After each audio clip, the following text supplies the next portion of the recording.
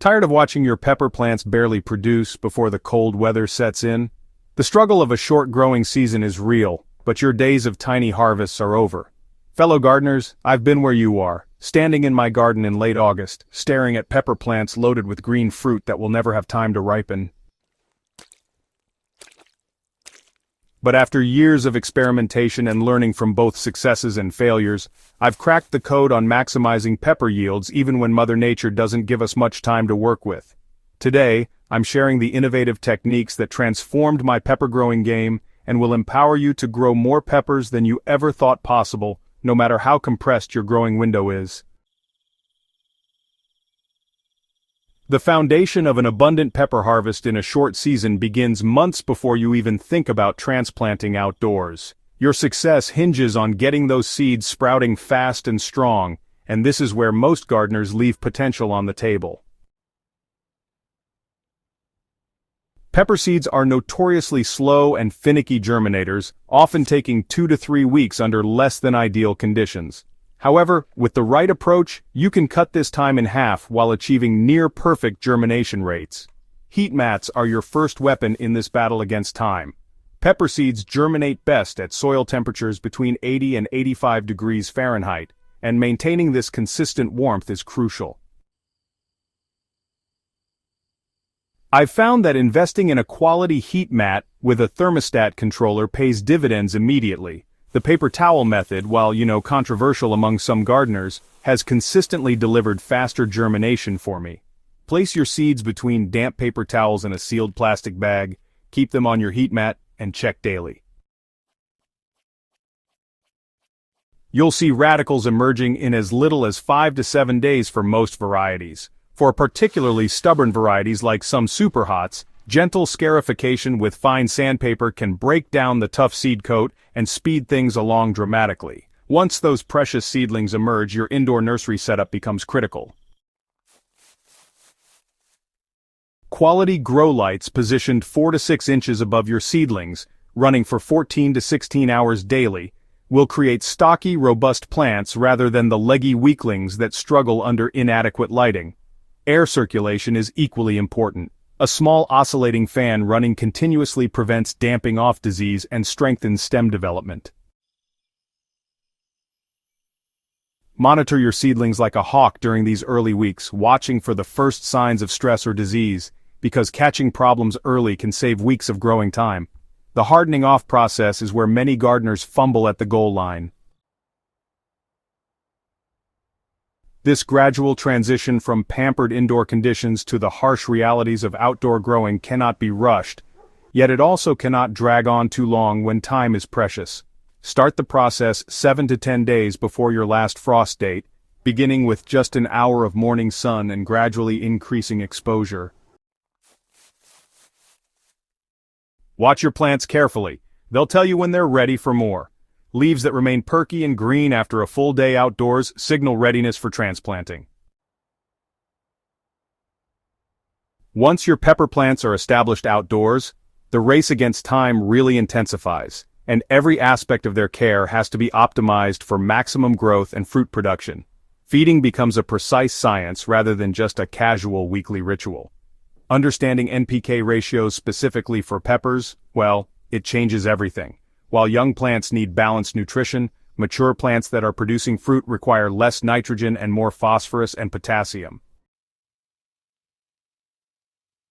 I've seen gardeners unknowingly sabotage their harvests by continuing high nitrogen fertilization throughout the season, creating lush foliage at the expense of fruit production. Compost tea becomes liquid gold in this equation. Brewing a weekly batch using quality compost, worm castings, and a handful of kelp meal provides not just nutrients but also beneficial microorganisms that enhance root function and disease resistance. The beauty of compost tea really lies in its immediate availability to plants and its inability to burn roots, which means you can apply it pretty frequently during those peak growing periods. Apply it every 10 to 14 days as both a soil drench and a foliar feed for maximum impact. Water management, honestly, is what separates successful pepper growers from those who struggle. Deep, infrequent watering encourages robust root development that can better withstand heat stress and efficiently uptake nutrients. On the other hand, frequent shallow watering creates weak root systems and increases susceptibility to root rot, which is particularly dangerous in containers or poorly draining soils. Moisture meters, well, they really take the guesswork out of watering decisions. I've found that maintaining soil moisture between 40 and 60% on the meter scale provides optimal conditions for both growth and fruit development. During peak fruit production, consistency becomes even more critical as water stress can cause blossom end rot and reduce overall yield significantly. Pest and disease prevention must be proactive rather than reactive when time is limited. Integrated pest management begins with creating an environment that favors beneficial insects while deterring harmful ones. Regular scouting, I recommend a thorough inspection every other day during peak season, allows for early intervention when problems are still manageable. Natural deterrents like companion planting with basil, marigolds, and nasturtiums create a protective ecosystem around your peppers while also providing additional harvest opportunities. Container growing offers some unique advantages for short-season pepper production that, honestly, a lot of gardeners tend to overlook. Large containers, think at least 15 to 20 gallons for full-sized pepper plants, give you the mobility to extend your growing season by several weeks. Moving containers to catch the maximum sun exposure throughout the season, protecting them from early or even unexpected frost, and having better drainage control, all of these things really add up to higher yields. The soil in containers warms up faster in the spring and holds onto that heat longer into the fall, so you can actually stretch your growing window at both ends. Strategic pruning and plant support go way beyond just simple staking. By removing suckers and lower leaves, you improve air circulation and direct more energy toward fruit production. Plus, selectively pruning those early flowers on young plants helps encourage stronger vegetative growth before you get a heavy fruit set going. Proper support systems prevent branch breakage under heavy fruit loads and, they really improve sun exposure to developing peppers.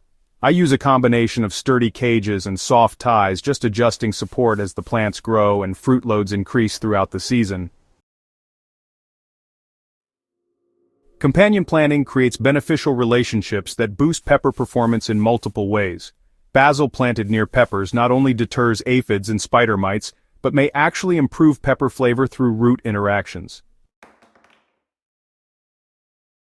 Deep-rooted plants like carrots and radishes can help break up compacted soil and bring nutrients from deeper layers within reach of pepper roots. Nitrogen-fixing plants like beans can provide a slow-release nitrogen source throughout the growing season, reducing dependence on synthetic fertilizers. Knowing when and how to harvest can dramatically impact your total yield over the season. Most gardeners wait too long for full color development, not realizing that peppers are actually fully mature and flavorful at the green stage for most varieties. Understanding the difference between mature green and immature green peppers comes with experience. Mature peppers have reached full size, have thicker walls, and show the beginning of color change at the shoulders or tips. Successive harvesting techniques, honestly, keep plants productive throughout the season. Regular picking, say every 3 to 5 days during peak production, signals the plant to continue flowering and setting new fruit. Leaving overripe peppers on the plant actually reduces overall production, since the plant puts energy into seed development rather than new fruit formation.